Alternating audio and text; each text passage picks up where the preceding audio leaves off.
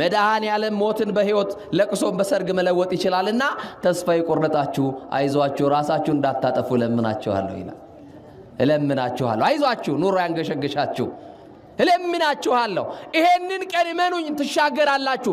የሚያሻግር ሙሴን አግኝታችሁ ሳይሆን እግዚአብሔር ሕዝቡን ማሻገር ስለሚችል እስመ እግዚአብሔር እየገድፎሙ ለሕዝቡ በእንተ ቅዱስ ስሙ ተብሎ ተጽፏል። እግዚአብሔር ስለ ታላቅ ስሙ ሕዝቡን አይተወውም። እስቲ አይተወንም በሉ።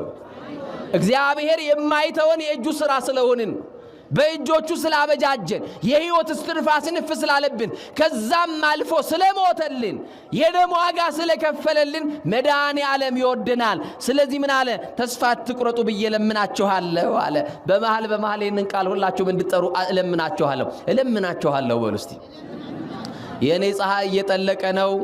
ጥሩ ኑሮ መፈለግ ጨርሻለሁ። አሁን የምፈልገው ጥሩ ሞትን መሞት ነው ለምትሉ ቅዱስ ጳውሎስ እንዲላቸዋል፣ እለምናችኋለሁ ሞታችሁ በሕይወት ይለወጣል። ጠላት የደገሰላችሁ የሞት ድግስ ይሻራል። እለምናችኋለሁ ትሻገራላችሁ። እባካችሁ ተስፋ አትቁረጡ። እግዚአብሔርን ተስፋ አድርጉት። ይሄንን ጨለማ ትሻገራላችሁ፣ ብርሃን ታያላችሁ። ቀን ይወጣልሻል እህቴ፣ እለምንሻለሁ ተስፋ እንዳትቆርጪ ይልሻል ቅዱስ ጳውሎስ። እግዚአብሔር ተስፋ ይቀጥልልን።